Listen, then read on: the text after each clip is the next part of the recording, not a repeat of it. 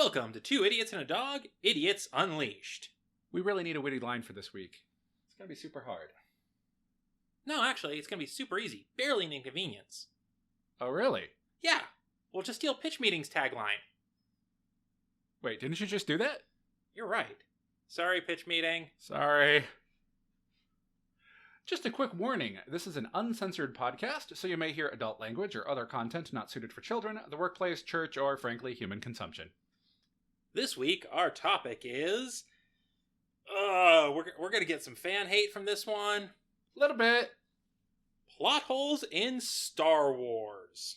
Specifically, this was given to us by our friend Delinquent Behavior on Discord, where she posed the question, why didn't Vader recognize his droids in the original trilogy? And, well, unfortunately that question isn't quite enough to do a full episode, so we decided to address some of the various plot holes that were created in Star Wars by, the kind of idiotic release order. Anyways, if you have an idea for a topic for us, you can let us know on our Discord or social media, but you can only vote in the topic poll on Discord. Now stand back, because the idiots are about to be unleashed. Alright, so let's go ahead and start with the question that DB gave us. And the answer to that question is because he's pretty much not ever in the same fucking room as them. So, just to re-verify this information, I watched most of the original trilogy very recently. And the fact of the matter is, there is only one scene in the whole trilogy where Vader is in the same room as the droids. Or, more accurately, in the same room as one droid. In The Empire Strikes Back, when they're going to freeze Han in Carbonite, Vader is actually in the same room as 3PO. However, it is worth noting that 3PO is currently partially disassembled and strapped to the back of a very upset Wookiee, which would in turn draw more of the attention. Yeah, at that point, Vader is too focused on other things to really pay much attention to the droids, especially a partially disassembled droid on the back of a Wookiee, especially since droids are so ubiquitous in the Star Wars universe and so often just completely ignored that unless he's really paying attention to that protocol droid, he's not going to notice that it's 3PO. Yeah, now 3PO is the only gold-plated protocol droid of that type we see, but that doesn't mean that there aren't others. And frankly, whenever 3PO is talking in that scene, there's a lot more going on there. Like, a shouting Wookiee, and everybody trying to calm each other down before somebody gets shot, and Han actually being frozen, things like that. Yeah, so he would definitely have other things on his mind. So, it's not actually a plot hole, and you're going to find that that's actually a theme through this episode. Yeah, thanks to very careful editing, and whoever did the editing and writing for a lot of the sequel/prequel content, there aren't a whole lot of things that don't quite add up. There's a few things like, okay, well, as a corollary to this question, why didn't Obi-Wan Kenobi recognize the droids? After all, he spent plenty of time with Anakin and his droids. Well, I think he did. Yeah, because one thing to consider with that is, first of all, Obi-Wan did not say he didn't know the droids. He said he never owned the droids. And that is factually correct. He never owned 3PO or R2. Furthermore, while rewatching this, I noticed, and bear in mind, this is entirely retroactively applied because the original trilogy was shot and written before the prequels were put together.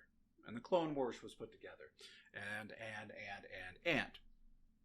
But there is a point where Obi-Wan is where Luke is talking to Obi-Wan, and when he says specifically the line, "I don't remember owning a droid," he looks directly at R2 and has kind of almost a little smirk going on. And bearing in mind that this is also the man who said that Vader killed Luke's father. Yeah, so he has a history of lying about things in the first place. So it's entirely possible he could just be lying about this as well. Not lying. telling the truth from a certain point of view. Get out. So let's actually then go with one of my personal favorite, not actually a plot holes, that you actually brought up when we were talking about this episode because you thought it was a plot hole. Where's my dead Bothans at? So, as you know, there is the line where talking about the Death Star plans, that many Bothans died to get those plans. And many people have looked at Rogue One, where we do not see any Bothans die, let alone many Bothans, and been like, well, this is a plot hole. Except the thing there is, Rogue One is getting the plans for Death Star 1. That would be the one that is blown up at the Battle of Yavin. The line, many Bothans died for this information, was in Return of the Jedi prior to the Battle of Endor, which is Death Star 2. Sounds fake. I think this is just a cover-up. I think your face is just a cover-up. I think your mom's face is just a cover-up. I don't even feel like going into this right now. Your face doesn't feel like going into this right now. Kaiju kill. Kaiju's like, I am a dog. I do not know that word. She's also too busy chewing on her raccoon because we are clearly abusing and neglecting her. Yup. We are ignoring her. It's a rough life that she lives, folks. Rough life. Let's see. The other one that you noticed that is actually maybe a little tiny bit of a hole. A little bit. But it can still be rationalized. So at the start of Empire Strikes Back, when they're searching for the Rebel base, and they find it on Hoth because they find the power generators, which don't get me started on the fact that your power generators were sitting out in the open exposed anyway, on a frigid hell world. There's a lot of stupidity in Star Wars. Anyway. Don't get me started on the super weapons. We already had that discussion. That was last episode. Still.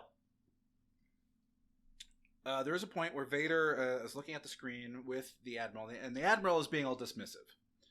This guy was an idiot. And we would know. He's like, plenty of uncharted settlements, blah, blah, blah, blah, blah. And Vader's just like, no, that's the spot. And Skywalker is with them. So at this point, I'm sitting there going, oh, okay, well, since the destruction of the Death Star at the end of A New Hope, clearly they figured out who that pilot was, because, I mean, that guy's going to be a hero of the rebellion now. There was a medal ceremony. Pretty sure people know who he is now. I'm like, okay, cool. So at this point, Vader kind of knows what's going on.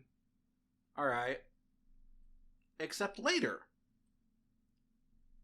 he has a holographic meeting with the Emperor. You know, that infamous classic, "What is thy bidding, my master?" That whole thing. And he brings up the fact that Luke is absolutely the son of Anakin Skywalker. And Vader just goes, how is that possible? Like he's never heard of the guy. So that one could argue that could be a little bit of a plot hole, right? Yeah. I mean, unless Skywalker is basically the Jones of the Star Wars universe. Which is highly unlikely since we haven't seen any other Skywalkers in how many movies, shows, books, comics, video games? Counterpoint.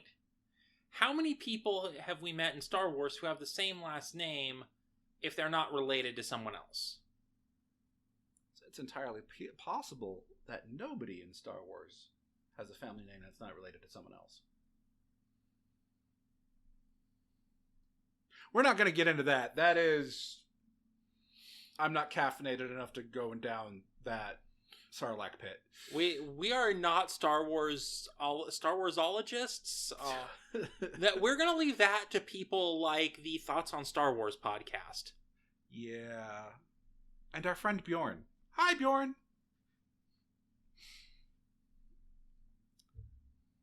So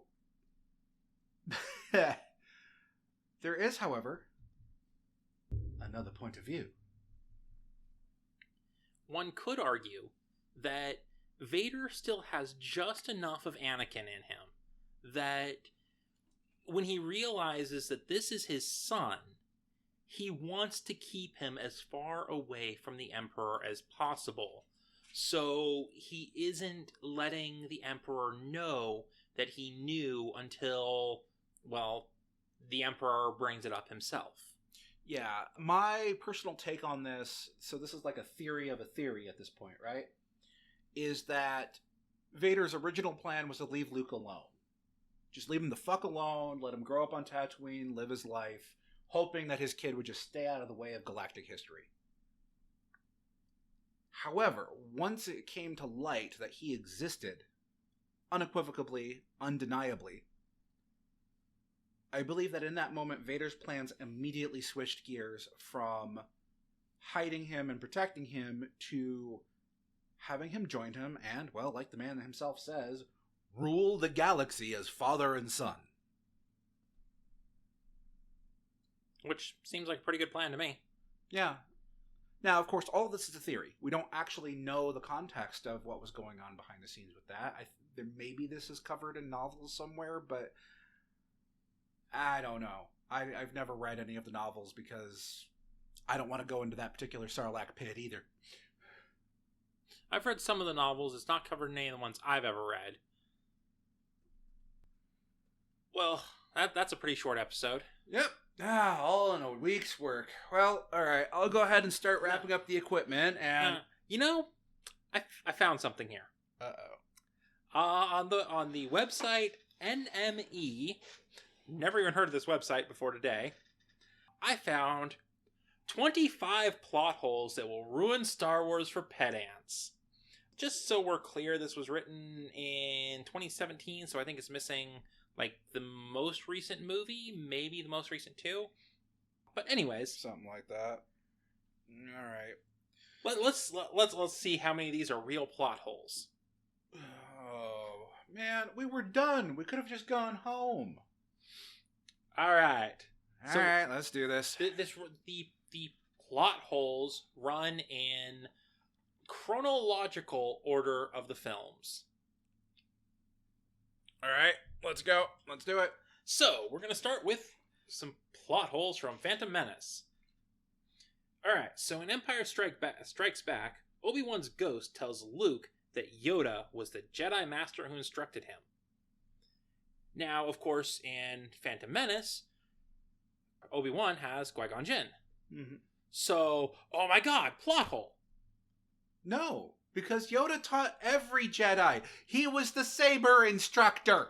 Plus, as we see in Clone Wars, that is the animated series, not Attack of the Clones, just so we're clear, the Jedi kind of trade Padawans around so that the Padawans can learn other ways of doing things. So yes, Obi-Wan learned from Yoda. He's not going to send Luke to Qui-Gon Jinn because Qui-Gon Jinn isn't even a full Force ghost. He is an echo within the Force. Which you learn that in Star Wars from a Certain Point of View, by the way. Great book. Highly recommend it. Yeah, well, Kaiju is a great dog. I highly recommend her. I do too. If you ever come to Tucson, arrange a meeting with us so you can meet Kaiju and tell her that you are her biggest fan. All right. This plot hole is not a plot hole at all. It's just they're idiots. The rule of two is flawed. Yeah, duh. The rule of two is flawed. The way the Jedi do things is flawed. All right, I'm going to let you all in on the greatest secret of Star Wars. You might want to get ready for the hate mail for this one. The Jedi are fucking stupid? And the Sith are fucking idiots. We should know. We're professionals. Like, the rule of two is the dumbest thing in the history of ever. The way the Jedi do things is the dumbest thing in the history of ever. Like, okay. All right, look. I think this is another Unleashed episode. I really do. I'm going to touch on it real quick. The Jedi need one major thing: to stop being Morons. Therapy. So much therapy. All right, moving on. God. Okay. So, still in Phantom Menace, Anakin was conceived by parthenogenesis. His mother says he has no father. And their entire thing is, come the fuck on. That is not a plot hole. That is not a plot hole. No, it's just lazy writing. It's lazy writing. What it really is Anakin is Space Jesus. Which, point of order here, I want to point something out real quick, and I don't know if it's on this list or not, but everybody is like, the Chosen One will bring balance to the Force. The light side was pretty dominant at that point? Yeah. Did nobody stop to consider that for a moment? What was the dominant Force religion in the galaxy at that point? Jedi. Uh-huh. So if you're going to bring balance to the Force, you have to actually balance light and dark. You need to balance for the Jedi to be balanced by the Sith, or really the light side to be balanced by the dark side, you would have to have equal power between them. Now, whether that would mean an equal number of Jedi and Sith, or an equal power level, so if Emperor Palpatine, for example, is equal in power to 100 Jedi, then you would have Emperor Palpatine and 100 Jedi. That's still, it still equals out, just because there's only 1 versus 100. And before anybody gets into the comments or whatever going, do we have comments? I don't know. Whatever. Before anybody writes to complain that, there's no way 1 Sith can equal 100 Jedi, I want to point out how quick Palpatine smokes those Jedi. Yeah. In the scene, I think it's Revenge of the Sith, where they literally confront him, and there were 5 of them? One of them being Mace fucking Windu? And he takes all of them but Mace out. Now, Mace gives him a run for his money. And I want to point out, is a fucking beast. I want to point out, one of those was Kit Fisto. Also a beast. Who is a monster, and he's the first one he takes out. Boom. Like it was nothing. Drops 4 Jedi and engages a Master. And Windu's holding his own, but that's because he's Mace Windu. He's the guy whose lightsaber says, bad motherfucker. As it should. He drops 4... Windu picked that team personally. Windu went down the roster and went, this one, this one, this one, and this one. Okay, let's go. And these hand-picked warriors chosen by the premier king shit warrior himself of the Jedi all got murked in seconds by one dude. Now, and also, just so we're also clear, I wasn't saying that Palpatine does equal 100 Jedi. I was just saying if. Mm-hmm. So, Palpatine is an extremely powerful Sith Lord. He is ridiculously powerful. He's also really good with a saber, as I just said. So, this whole balance issue of the Chosen One balance, I'm just sitting there going, if the light side was the dominant force in the galaxy at the time, why would you not stop to consider, of course he's going to go to the dark side. Because that's the side that's underrepresented right now. Now, the problem is, that balance is very short-lived because the pendulum swings to the dark side very quickly after that. Which is where we get to the point where it falls on Luke, and then the sequels cocked that up, and we're not going to get into that. Yeah. Well, that's a rant for another time. What else you got? Let's see. The droids have a hierarchy system. How is that a plot hole? What is that? There are multiple instances where servants and, yes, slaves throughout our history had a hierarchy. Go watch Django Unchained. Also, here's the other fun little fact for you. There is a hierarchy system, while a little bit more primitive, but within computers and programming. there are protocols that take precedent over other protocols, and protocols that control other protocols. If X, Y, unless Z. It's one of the simplest programming code lines ever conceived of, and it governs... I'm not going to say it governs everything, but... like, there are priorities. Shit, man. 3 laws of robotics. Wrong universe. Wrong universe, yeah, but 3 laws of robotics. Let's see. Isn't it no causing harm to a human, no allowing harm to cause to a human, no allowing harm to come to a human, and then protecting yourself unless it would violate one of the first 2 rules. Yeah, so basically the way it boils down to is, and they are set in a hierarchy, the way they're worded is 1, and then 2, unless violating 1, 3, unless violating 1 and 2. And Asimov's writing... Granted, Asimov's writing also does very frequently show how the 3 laws of robotics are flawed. But the 3 laws of robotics that he wrote have still shaped computer programming culturally. Yeah. So, yeah, there's a hierarchy.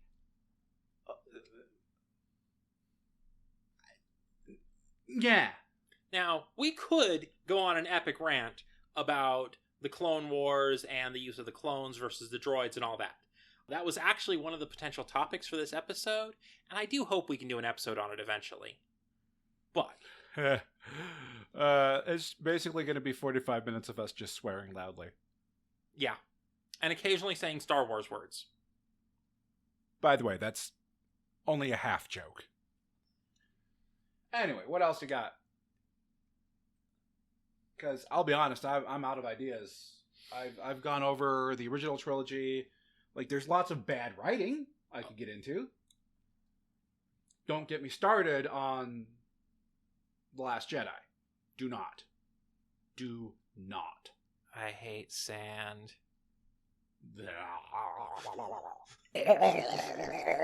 I'm just gonna start frothing at the mouth over here. God. Okay, moving on. What else you got? Tell me you got something. So this one's almost a plot hole. Padme instinctively knows where Anakin is somehow.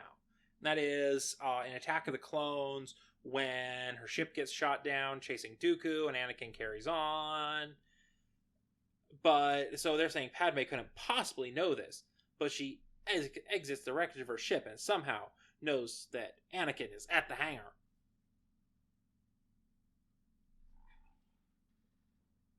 It's called the Force, motherfucker. Or it's called a radio, motherfucker. This isn't rocket science.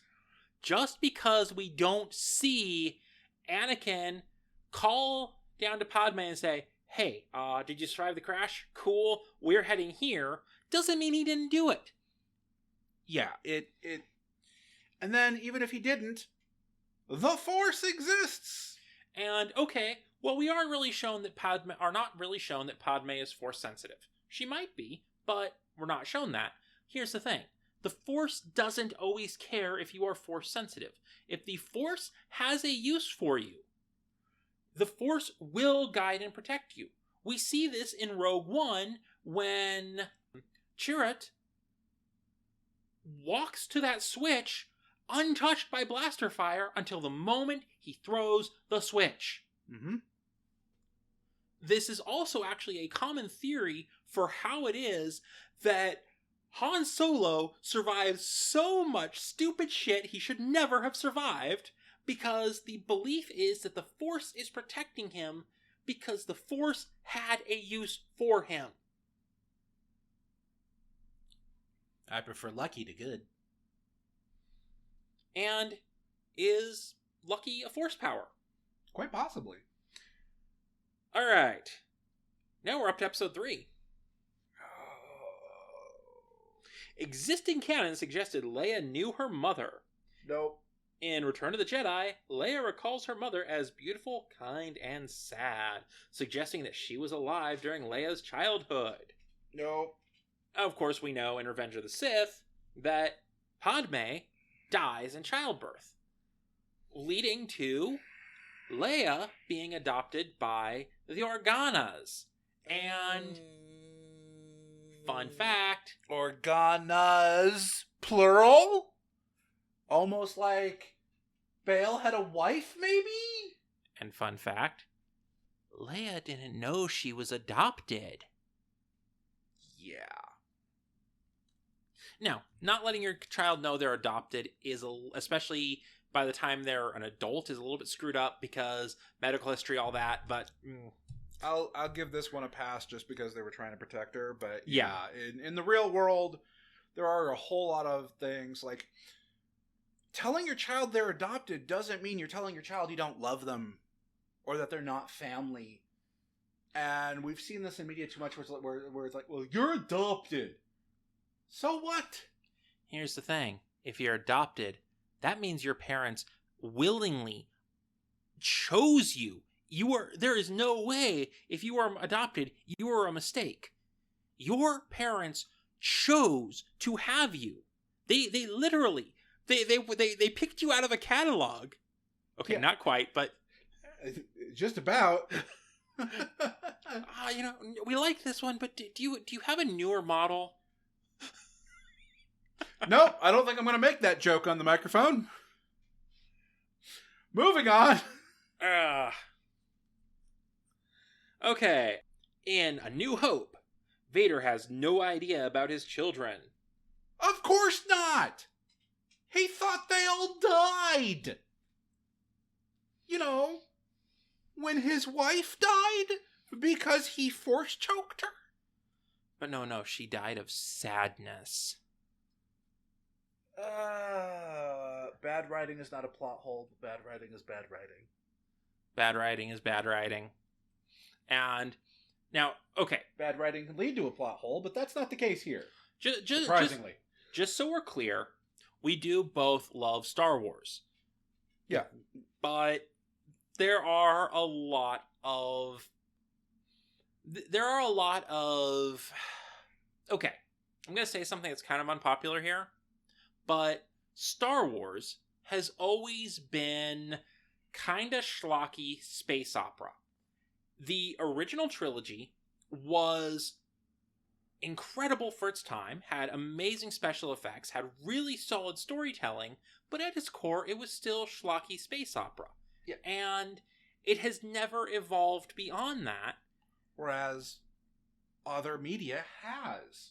The stories coming out of Hollywood or the indie circuits that we're seeing in the last 10, 20 years are some of the most rich, complex, layered stories that I've seen.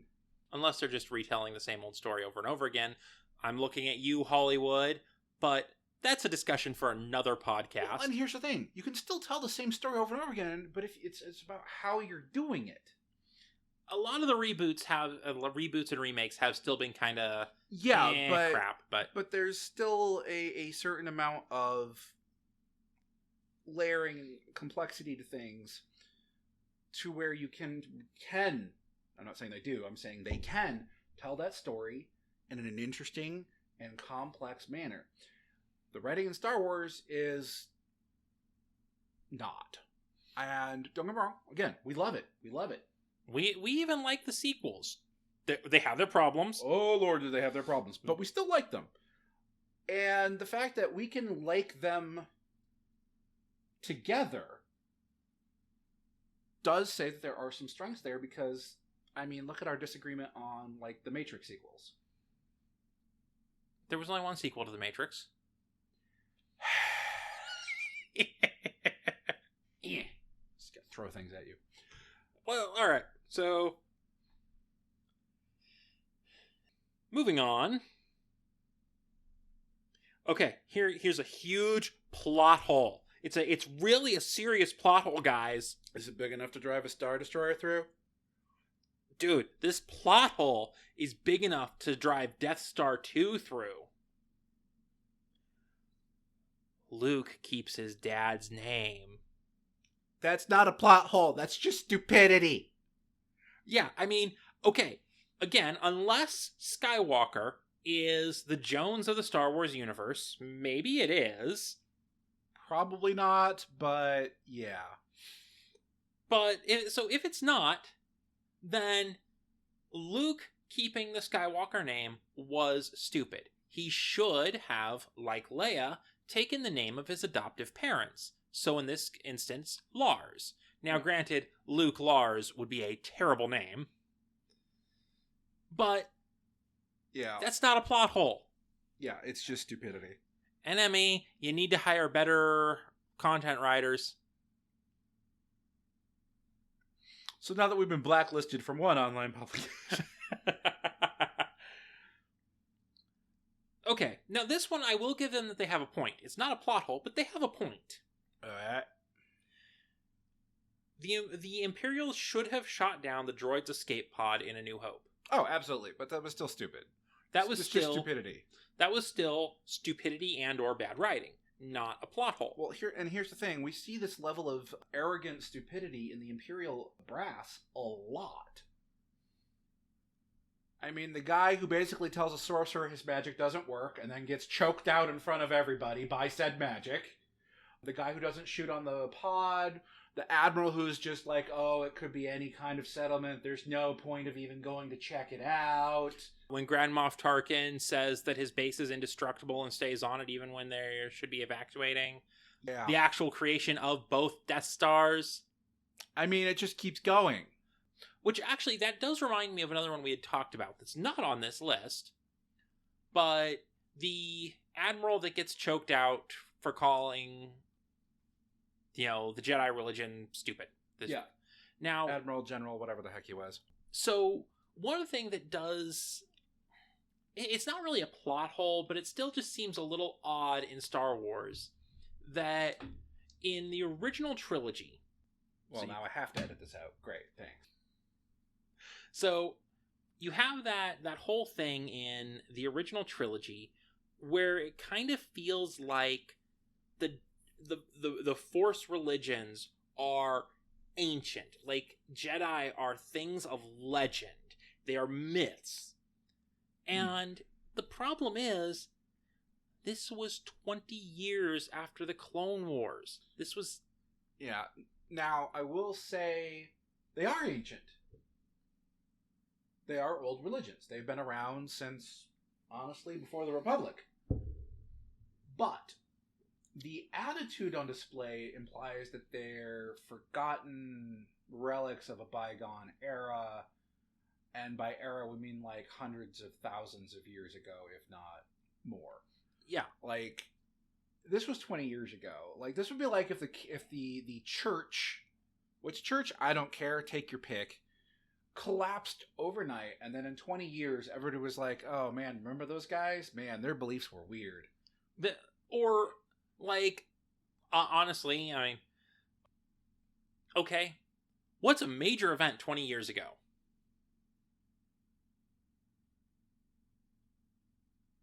Do we want to open that can of worms? Just not going into any detail on it. Just, you've got the big event 20 years ago. The attack on the two towers.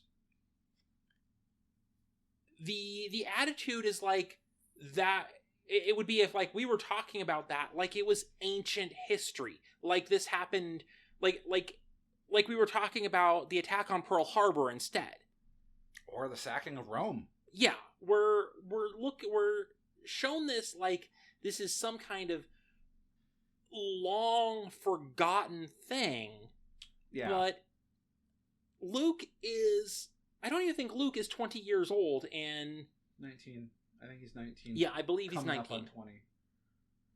That's the impression I get anyway. Which means that most of the officers in the Empire were old enough to remember the Clone Wars. Some of them may have even fought for the Republic in the Clone War. In fact, we know at very, very fucking least, we know that one of them did. That would be the narrator / announcer guy from Clone Wars and then Rebels. Yeah. So it's a giant, just complete, it's not so much a plot hole so much as just kind of an oddity. It can be explained. But these are, again, all theories. None of this has been spelled out in the text or displayed in the shows and movies as far as I know. So, bear with me here. But it is possible that at least anybody from the core systems, it's a matter of propaganda at work. You've had 20 years to drill into people's heads that the Jedi way was outdated already, and then of course they were traitors to the Republic, which was how they framed executing them all with Order 66.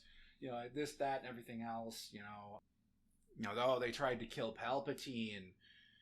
Well, yeah, I had it coming, but the public didn't know that, so propaganda has made it so that most people would view the Jedi as outdated, hokey, superstitious. Then you get to the Outer Rim, where what's a Jedi? Except that is actually not the case. We do see several times in other media, or other Star Wars media, not the movies, but in other things, where the Outer Rim is still aware of, at least parts of the Outer Rim, mind you, are still aware of, and even in awe of, the Jedi. I'm trying to remember which one it was. It's bugging me. But there was one where, maybe in Rebels, it may have been as Ezra was building up, but there was one piece of media I know where there was a young Jedi rising that they would go some places, and there was a certain level of reverence for the Jedi and expectation that this Jedi would solve problems, would be an arbitrator, and would resolve disputes. Which makes sense for that. But most of the Outer Rim hasn't even heard of a Jedi in 20 years. Let's take a look at, one of the key Outer Rim territories in the original trilogy is Tatooine. What Jedi have they been exposed to in the last 20 years? Obi-Wan, he's in hiding. He's not going to be walking around going, I am a Jedi, I'm here to fix your problems. He's going to be like, I'm keeping my mouth shut, I'm hiding out in the desert in my little hut house in a cave, and I want to keep an eye on Luke and make sure he doesn't get, screwed over. What Jedi has there been to Tatooine? Well, none, really. Combined with propaganda filtering out of the core about how the Jedi are a defunct bunch of hokey traitors. And especially when you consider that out in the Outer Rim, a lot of the Clone Wars didn't even actually take place in the Outer Rim. They did a little bit, but if you weren't on a planet that had a major presence in the Clone Wars, you start getting this propaganda filtering out. You haven't seen a Jedi. Your planet may not have seen a Jedi in 50 to 100 years. Yeah. And here's the thing. Okay, a Jedi came to your planet, but did he come to your town? Did he come to your continent? Yeah. Okay, and then we've got Han, who came from a slum, and the only things he really knew growing up were Empire and gang. Yeah. Now, Han was old enough that he would have seen the Clone Wars. Would he have, though? Given his upbringing. I think he would have seen them to a very limited extent, but kind of in the periphery, it wasn't something that would have impacted him on a daily basis. Yeah, because his planet wasn't heavily impacted by the Clone Wars, as far as I know. And even if it was, he grew up in the slums, away from anybody who mattered. And we see that in Solo. Yeah. So, I mean, yeah. Oh, I've got a non-plot hole that I've heard bandied about, and, well, why didn't, Chewbacca recognize the droids? Because Chewbacca didn't know any of the rest of these losers. He only knew Yoda. Well, why didn't Yoda and R2 recognize each other? Maybe they did. And really, how much time did R2 spend around Yoda? Yeah. Like, we know there was some path crossing in the Clone Wars, but other than that, And what's another R2 unit? Yeah, I mean, okay. Astromechs are a dime a dozen. There are thousands upon thousands of astromechs. I mean, okay, we call him R2, but R2 is actually just a particular model of astromech. His designation is R2-D2, but so he is an R2 model astromech. Yeah. So he is going to look exactly like any other R2 astromech that has blue accents. Yep. And so the fact that we're getting R2's dialogue filtered through responses from other characters, the few that can understand him, severely limits how much of what R2 knows or doesn't know we, the audience, can surmise. For all we know, R2 knows everything that's going on, and he's just being a cagey prick. For all we know, when R2 encountered Obi-Wan, he was like, dude, Obi-Wan, how the hell you been? Oh, you don't recognize us? What the fuck is wrong with you? After all we've been through? You asshole! And maybe he saw Yoda and was like, oh, not this green fucker again. Alright, let's see. Oh, great. He's gone senile in the last 20 years. That's great. That's fantastic. No, give me the light. Give me the light. Give me that light. Fine, you can have the light. For all we know, that's the actual dialogue. We don't know. How it go? Yeah, so let's see. Okay, so their number 10 is actually one that we already addressed, which is Obi-Wan not recognizing the droids. Yeah, pretty sure he did, and he was just being, well, a cagey prick. Okay, so plot hole number 11. During the Battle of Yavin 4, the Death Star faffs around for 10 minutes at the end. How is that a plot hole? It doesn't faff about, though. That's Yavin, right? Yeah. It doesn't faff about. They are literally, it tells you exactly what is happening. They are in the process of lining up to fire. And as soon as they turn the corner and have the shot, that's when they get blowed the fuck up. I just watched this movie. They have a little countdown timer on the screen and everything as they're coming around the planet to get Yavin in sight. Because guess what? Yavin is a moon. They had to get around the planet first. What are they going to do? Shoot through the planet? And then, well, I guess they could have done that, actually, now that I think about it. So, technically, Yavin is not a moon. Yavin 4 is a moon. Shut up. The planet is actually Yavin. Shut up, you pedant. The point is, they were having to get around the planet to shoot at the moon. It wasn't faffing about. It was getting into firing range. Did they destroy... No, I thought they destroyed... I thought they were going to destroy the... I thought... No. Or... Wait, no. Or is Yavin... Is it the Yavin system and the Yavin 4 was a planet? No, it's a moon. Okay. They have to... Because the Death Star has to circle the planet to get to it. Okay. It has... It's been like... about a year and a half since I watched. To circle another planet to get to it. Okay. This one's almost a plot hole. That in Empire Strikes Back, Luke gets past the blockade at Hoth without a hitch. That's just lazy writing, I'm sorry. That's lazy writing, and honestly, that blockade was a joke. Especially for a single X-Wing, since X-Wings have hyperdrives, and this was before they had the capability of pulling a ship out of hyperspace. Yeah, he just straight up could have jumped as soon as he broke Atmo. And what are they going to do about it? Nothing. The transports needed a little time to get their solutions in. That's why they had to escort them past them in the first place. But a small fighter? Nah, yep, got my solution all set. Boop. Okay, again, they're calling it a plot hole where it's actually just stupidity. Alright.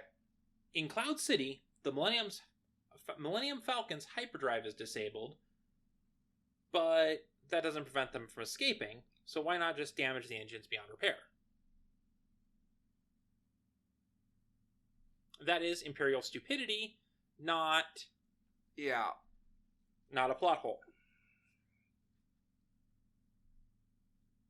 Why is the hyperdrive offline? Why aren't the engines offline?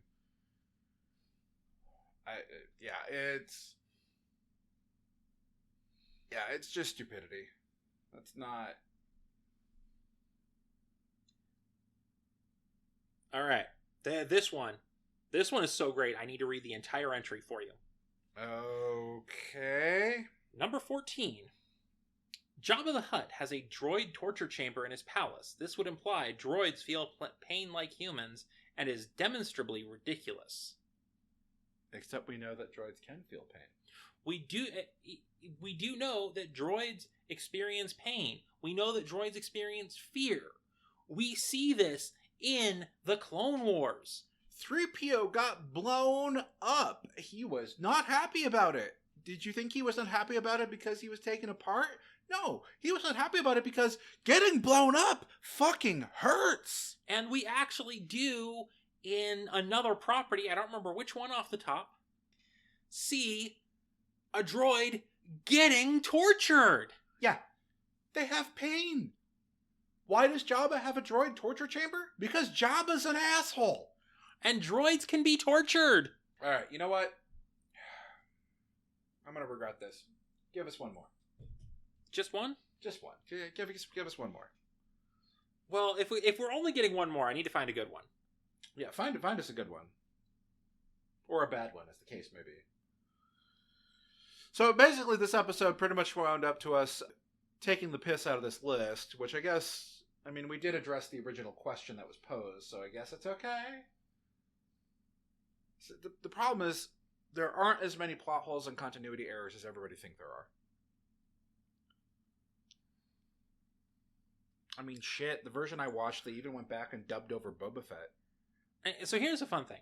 Not a single one on this list, not a single one of the plot holes on this list out of 25 is actually a plot hole. There's some really terrible writing and some things that are definite epic stupidity on the part of whoever is involved, but there are no plot holes. Ooh, let's go with this one. I think this one's going to be fun for us. This is going to be in relation to Return of the Jedi. Oh, boy. Now, as you know, with the plans for Death Star 2, which, of course, many Bothans died to get. Have we even seen a Bothan? Do we even know what a Bothan looks like outside of the Legends canon? I think we may see Bothans in passing at least the animated series. But, anyways. Mm-hmm. We come to find out, of course, that the plans for Death Star 2 were actually provided by Palpatine as a trap. Because he's an idiot. Yeah, so they're saying it's a plot hole that he gave them the accurate plans. It's not a plot hole, he's just stupid. Or he was planning for Death Star 2 to fail. Yeah, that either there are only two possible solutions to this. Either he's an idiot or he wanted the Death Star 2 blown up. Which, fun little tidbit here, if you've ever read the Aftermath trilogy by Chuck, I don't know if it's Wendig or Vendig, but anyways, it's a Star Wars trilogy of novels that is in Disney canon and takes place between the original trilogy and the sequel trilogy. And it actually goes into a certain amount of detail on Palpatine's plan for the fall of the Empire. That he actually had plans in place about the fall and the eventual First Order. That man had plans within plans within plans within plans, and I'm not personally convinced that we've seen the last of him. Unfortunately, the majority of his plans were dumb as fuck.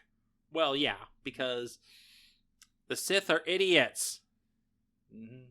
So, we just needed to address some of those. And I hope that you guys enjoyed this and had a happy May the 4th. Ooh. Actually, one more. Just one more. Ah, come on. This one's a really short one, just because it's hilarious. The Ewoks have a dress exactly in Leia's size and give it to her immediately. That dress wasn't terribly complicated. They probably made it for her. And also, that's not even a plot hole. Even if they did just happen to have a snazzy fucking ball gown hanging around. That's lazy writing. The dress has nothing to do with the plot, so it's not a plot hole. You fucking idiots! So, hope you all had a happy May the 4th.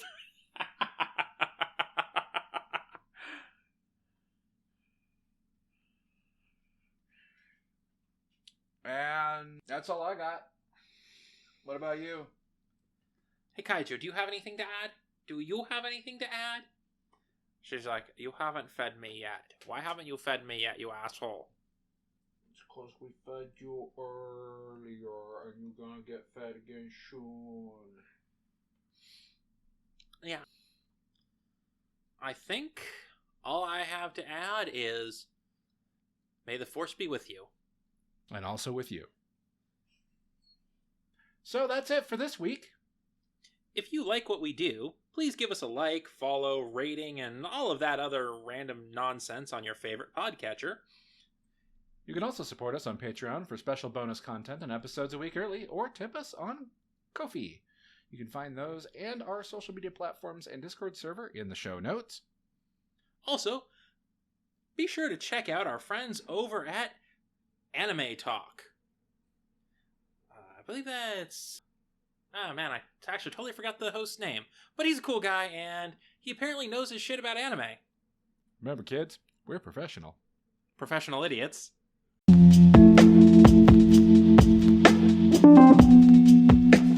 Hey, what's going on, guys? It's your boy Matt St. Jack. Whether you're an avid anime fan, a wee tadpole still finding your way, or anywhere in between, I'll be providing my opinions and insights on anime old and new. Think Yelp with help from friends and producers from other shows weighing in. I know you can't wait to hear, and I can't wait to tell, so let's get to it. This is Matt St. Jack with Anime Talk. Let's go.